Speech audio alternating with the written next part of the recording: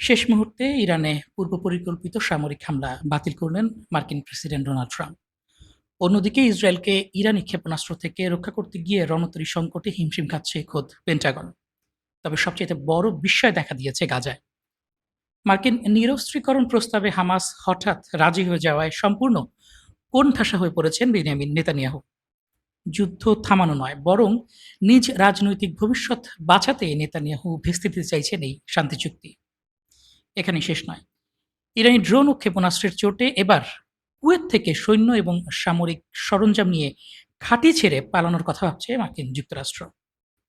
অন্যদিকে চীনকে টেক্কা দিতে তড়িঘড়ি ষষ্ঠ প্রজন্মের F-47 যুদ্ধ বিমান টেস্টের ঘোষণা দিয়েছে মার্কিন বিমান বাহিনী।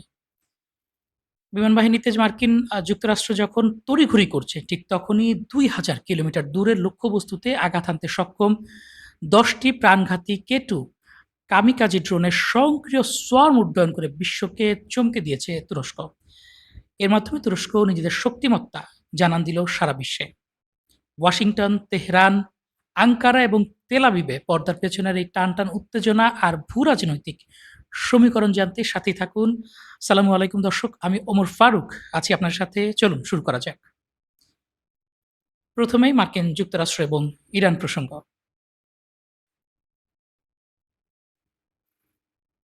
মধ্যপ্রাচ্যে রণতরী সংকটে ধুঁকছে যুক্তরাষ্ট্র। ইসরায়েলকে ইরানের হাত থেকে বাঁচাতে হিমশিম খাচ্ছে তারা।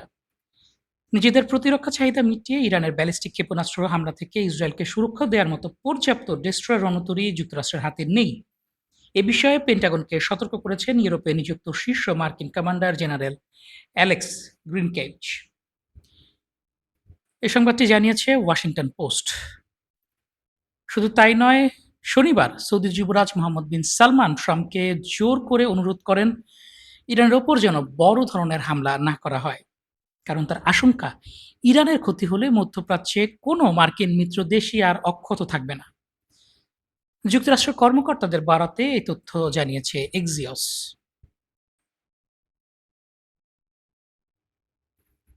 এছাড়া যে কোনো মার্কিন সামরিক হামলার কঠোর জবাব দিতে ইরান পুরোপুরি প্রস্তুত। পাকিস্তানের সেনাপ্রধান আসিম মুনির এবং তুরস্কের পররাষ্ট্রমন্ত্রী হাকান ফিদানের সঙ্গে টেলিফোন আলাপকালে এমনটাই জানিয়েছেন ইরানের পররাষ্ট্রমন্ত্রী আব্বাস আরাকচি। এই যখন অবস্থা, তখন পূর্ব পরিকল্পিত ইরানে সামরিক হামলা বাতিল করেছেন মার্কিন প্রেসিডেন্ট ডোনাল্ড ট্রাম্প।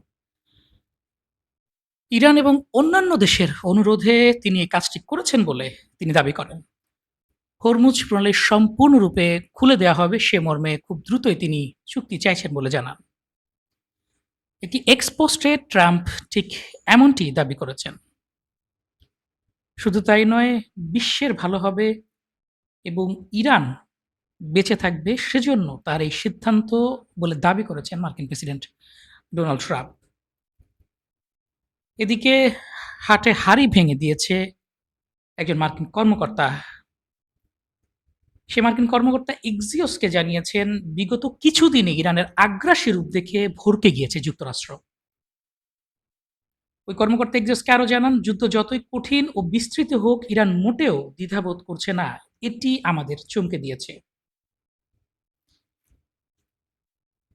এই যখন অবস্থা, তখন নিজেদের মুখ রক্ষা করার জন্য গণমাধ্যমে সাক্ষাৎকার দিয়েছেন মার্কো রুবিও। রুবিও তার সাক্ষাৎকারে বলেছেন, ইরানে হয়তোবা রেজিম চেঞ্জ হয়নি, কিন্তু এই রেজিমকে চেঞ্জ হতে হবে। আগে তারা তাদের বিপ্লব রপ্তানির চেষ্টা করত, এখানে তাদের পরিবর্তন আনতে হবে। ইরানের ক্ষমতাসীনরা শুধুমাত্র ইরান নয়, পুরো মধ্যপ্রাচ্যে একত্রিত করতে চায়। আমাদের তার মূল্য বাড়িয়ে দিতে হবে যেন ইরান সহজে তা অর্জন করতে না পারে, বলেছেন মার্কো রুবিও, মার্কিন পররাষ্ট্রমন্ত্রী। আপনাদের জন্য সেই ভিডিওটি আমরা শেয়ার করার চেষ্টা করছি।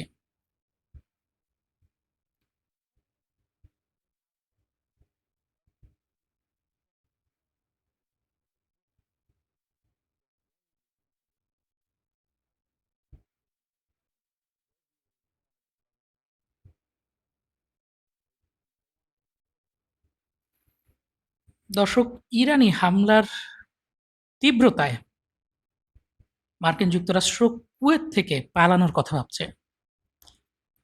ইরানের সাথে যুদ্ধে নিজেদের অরক্ষিত অবস্থা প্রকাশ পাওয়ায় কুয়েতে দীর্ঘদিনের সামরিক উপস্থিতি পুনর্মূল্যায়ন করার কথা ভাবছে উত্তর আমেরিকার সাম্রাজ্যবাদী দেশ মার্কিন যুক্তরাষ্ট্র। যদিও কুয়েত এখনও যুক্তরাষ্ট্রকে মূল নিরাপত্তা অংশীদার হিসেবে দেখছে, তবুও এই বিপর্যয় উভয় দেশকেই তাদের প্রতিরক্ষা কৌশল নতুন করে সাজাতে বাধ্য করছে। ঝুঁকি কমাতে ওয়াশিংটন এ ধরনের সিদ্ধান্ত নিয়েছে বলে দাবি করা হয়েছে। ঝুঁকি কমাতে ওয়াশিংটন সৈন্য সংখ্যা ও সামরিক উপস্থিতি কাটছাঁটের কথা ভাবছে। অন্যদিকে কুয়েত শক্তিশালী আকাশ প্রতিরক্ষা ব্যবস্থা গড়ার পাশাপাশি পাকিস্তানের সাথে নতুন প্রতিরক্ষা চুক্তি সহ অন্যান্য নিরাপত্তা অংশীদারিত্ব বাড়ানোর চেষ্টা করছে। এই যুদ্ধ মূলত বুঝিয়ে দিয়েছে যে বিপুল সংখ্যক মার্কিন সেনার উপস্থিতি ইরানের আধুনিক ক্ষেপণাস্ত্র ও ড্রোন হামলার মুখে সুরক্ষার শতভাগ গ্যারান্টি আর দিতে পারছে না। এই যখন অবস্থা, তখন প্রকাশ পেয়েছে মার্কিন যুক্তরাষ্ট্রের ওপর উপসাগরীয় দেশগুলো মার্কিন যুক্তরাষ্ট্রের ইরান নীতি নিয়ে হতাশ।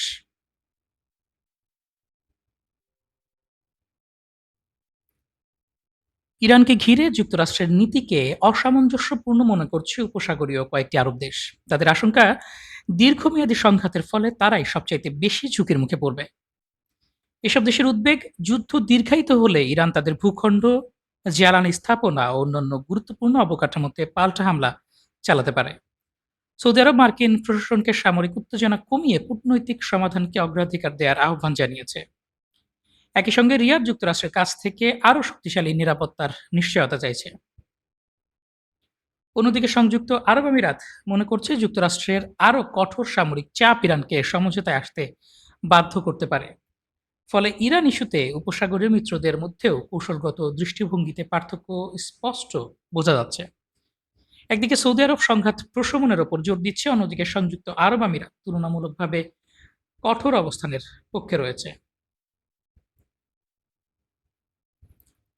এদিকে মার্কিন প্রেসিডেন্ট ডোনাল্ড ট্রাম্পের ইরানের ওপর হামলা বাতিল ঘোষণায় চরমভাবে ক্ষুব্ধ এবং হতাশ হয়েছে মার্কিন যুক্তরাষ্ট্রের সবচেয়ে বড় মিত্র ইসরায়েল।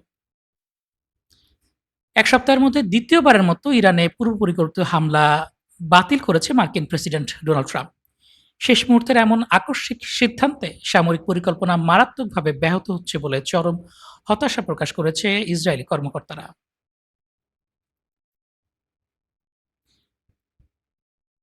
সংঘাত আরও বাড়ানোর চেয়ে ইরানের সাথে একটি চুক্তিতে পৌঁছানোকেই ট্রাম্প এখন বেশি প্রাধান্য দিচ্ছেন বলে মনে করছে ইসরায়েল। এই যখন পরিস্থিতি, তখন খবর এসেছে ইরানে হামলা করার প্রস্তুতি নিচ্ছে বিচ্ছিন্নতাবাদীরা। ইরাকের ভূখণ্ড থেকে ইরানের বিরুদ্ধে হামলা চালানোর প্রস্তুতি নিচ্ছে বিচ্ছিন্নতাবাদী কুর্দি গোষ্ঠীগুলো। ইরান সমর্থিত আল মায়াদিন সংবাদ মাধ্যম এ খবর জানিয়েছে। এদিকে বিবৃতি প্রকাশিত হয়েছে ইরানের ভারপ্রাপ্ত প্রতিরক্ষা প্রধানের পক্ষ থেকে। তিনি জানান, শত্রুর হুমকিকে হালকাভাবে নিচ্ছে না ইরান। সামরিক প্রস্তুতি ও সক্ষমতা বাড়ানোর হুঁশিয়ারি দিয়েছেন ইরানের ভারপ্রাপ্ত প্রতিরক্ষা মন্ত্রী। তিনি বলেন, শত্রুর সাম্প্রতিক বক্তব্যগুলো মনস্তাত্ত্বিক যুদ্ধের অংশ হলেও এর প্রতিটি হুমকিকেই বাস্তব এবং গুরুত্বের সাথে নেওয়া হচ্ছে। হঠাৎ কোনো হামলায় ইরান অপ্রস্তুত থাকবে না বা নিষ্ক্রিয় ভূমিকাও পালন করবে না, বরং এসব হুমকিকে কাজে লাগিয়ে সামরিক প্রস্তুতি, প্রতিরোধ ব্যবস্থা এবং নিজস্ব সক্ষমতা আরও জোরদার করা হবে বলে উল্লেখ করেন তিনি। দর্শক, এবার নজর দেব ফিলিস্তিনের দিকে। মধ্যপ্রাচ্যের এই টালমাটাল অবস্থায় সবচাইতে অবহেলিত যে দেশটি এবং সবচাইতে নির্যাতিত যে জনগোষ্ঠী, তারা ফিলিস্তিনি এবং হামাস। বর্তমানে হামাসের জ্যেষ্ঠ কর্মকর্তা গাজী হামাদ জানিয়েছেন, গাজায় ইসরায়েলি গণহত্যা বন্ধ, ফিলিস্তিনিদের জোরপূর্বক বাস্তুচ্যুতি ঠেকাতে একটি সমন্বিত প্যাকেজে সম্মত হয়েছে হামাস। এর আওতায় ইসরায়েলি বাহিনী প্রত্যাহার, গাজার পুনর্গঠন, আন্তর্জাতিক বাহিনী মোতায়েন এবং ফিলিস্তিনি টেকনোক্র্যাট বা ন্যাশনাল কমিটির কাছে প্রশাসনিক ক্ষমতা হস্তান্তর করা হবে বলে তিনি জানান। চুক্তির প্রথম ধাপে সেনা প্রত্যাহার ও তদারকে নিশ্চিত হলে হামাস তাদের ভারী অস্ত্র অর্থাৎ রকেট এবং ম্যানপ্যাডস নতুন গঠিত ফিলিস্তিনি জাতীয় কমিটির কাছে হস্তান্তর করতে প্রস্তুত। পুরো প্রক্রিয়া তদারকির জন্য একটি আন্তর্জাতিক পর্যবেক্ষণ কমিটি গঠনেরও প্রস্তাব করেছেন তিনি।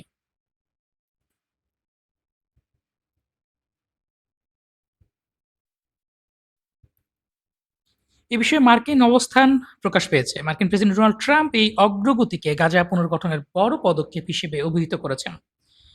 মার্কিন কর্মকর্তারা স্পষ্ট করেছেন যে ইসরায়েল এই চুক্তি বাস্তবায়নে বাধা দিলে প্রেসিডেন্ট ট্রাম্প অত্যন্ত হতাশ হবেন।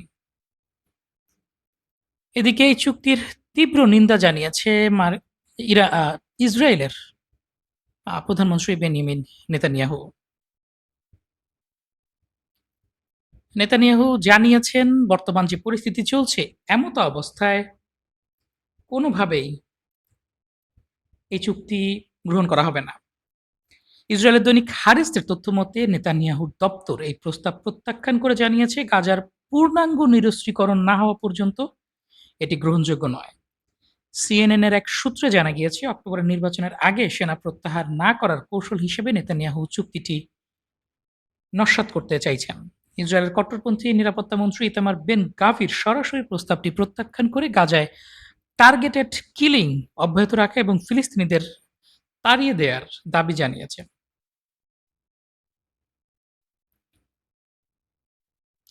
এই যখন অবস্থা, তখন সিএনএন একটি চাঞ্চল্যকর খবর প্রকাশ করেছে। তারা জানিয়েছে, গাজা পুনর্গঠনের সব আয়োজন ভেস্তে দিতে বদ্ধপরিকর নেতানিয়াহু। ইসরায়েলি একটি সূত্র জানায়, হামাস নিজেই নিরস্ত্রকরণ চুক্তি লঙ্ঘন করবে বলে ধারণা করছে ইসরায়েলি প্রধানমন্ত্রী বেনিয়ামিন নেতানিয়াহু।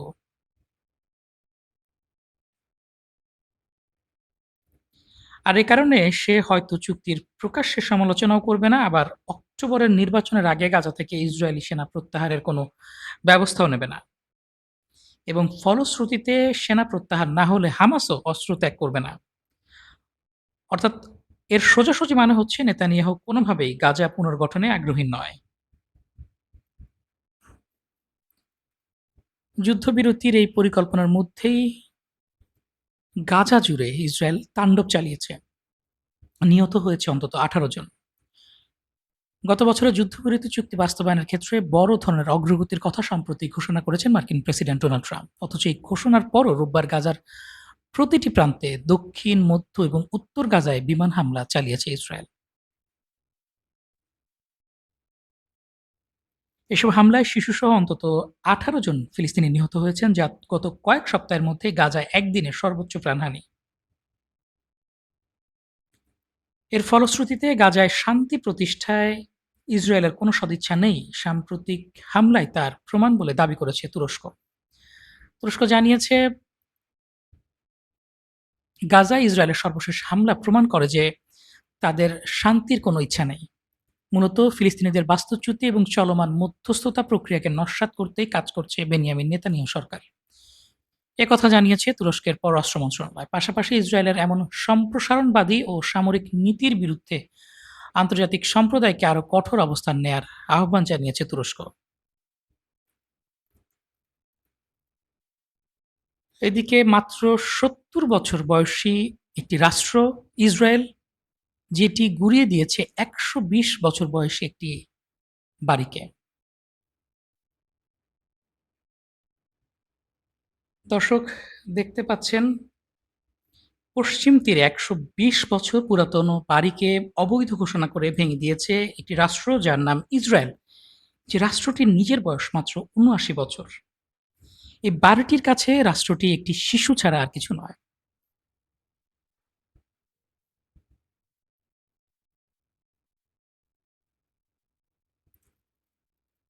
এদিকে রাজনৈতিক ক্রেডিট নিতে তড়িঘড়ি করে F-47 বিমান আকাশে ওড়ানোর পরিকল্পনা করছে মার্কিন বিমান বাহিনী, যার ক্রেডিট নিতে চাইছেন মার্কিন প্রেসিডেন্ট ডোনাল্ড ট্রাম্প। চীনকে টেক্কা দেয় এবং ট্রাম্প প্রশাসনের মেয়াদে সাফল্য দেখানোর লক্ষ্যে ২০২৮ সালের মধ্যেই ষষ্ঠ প্রজন্মের যুদ্ধবিমান বোয়িং F-47 এর প্রথম টেস্ট ফ্লাইটের ঘোষণা দিয়েছে মার্কিন বিমান বাহিনী। মার্কিন বিমান বাহিনী জানিয়েছে, নিজস্ব ইঞ্জিনের পূর্ণাঙ্গ প্রস্তুতি ছাড়াই নজিরবিহীন পরিপক্কতার ঢোল পিটিয়ে দ্রুততম সময়ে পুরাতন ইঞ্জিন দিয়ে আকাশে ওড়ানো হবে বিমানটিকে। এমন প্রযুক্তিগত ছাড় দিয়ে বিমান ওড়ানোর সিদ্ধান্তকে কৌশলগত তাড়াহুড়া হিসেবে দেখছেন বিশ্লেষকরা। মার্কিন যুক্তরাষ্ট্র যখন পুরনো ইঞ্জিন দিয়ে একটি বিমান আকাশে ওড়ানোর চেষ্টা করছে, ঠিক তখন তুরস্ক চমক দেখিয়েছে প্রতিরক্ষা খাতে। তুরস্কের প্রতিরক্ষা প্রতিষ্ঠান বায়কার সফলভাবে ১০টি K2 কামিকাজে ড্রোনের স্বয়ংক্রিয় স্টর্ম ফরমেশন উড্ডয়ন পরীক্ষা সম্পন্ন করেছে।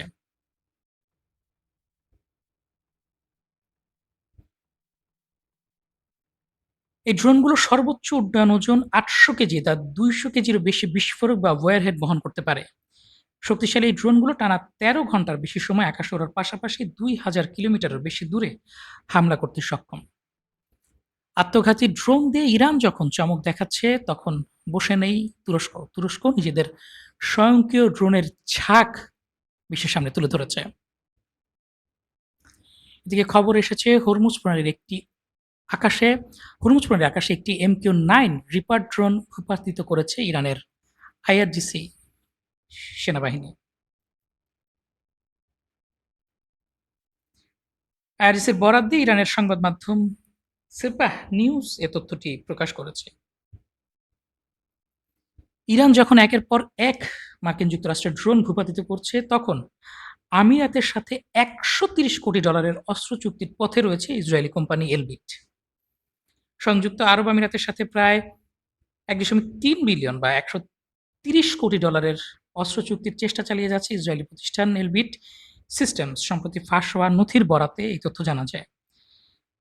বিশাল অঙ্কের এই সম্ভাব্য চুক্তির আওতায় অত্যাধুনিক হার্মিস ড্রোন এবং বিভিন্ন নজরদারি ও গোয়েন্দা ব্যবস্থা অন্তর্ভুক্ত রয়েছে। দর্শক, এই ছিল আমাদের হাতে সর্বশেষ সংবাদ। পরবর্তী সংবাদ দেখার আমন্ত্রণ জানিয়ে বিদায় নিচ্ছি। ভিডিওটি ভালো লাগলে লাইক, কমেন্ট, শেয়ার এবং সাবস্ক্রাইব করে সাথেই থাকুন। আল্লাহ হাফেজ। আসসালামু আলাইকুম।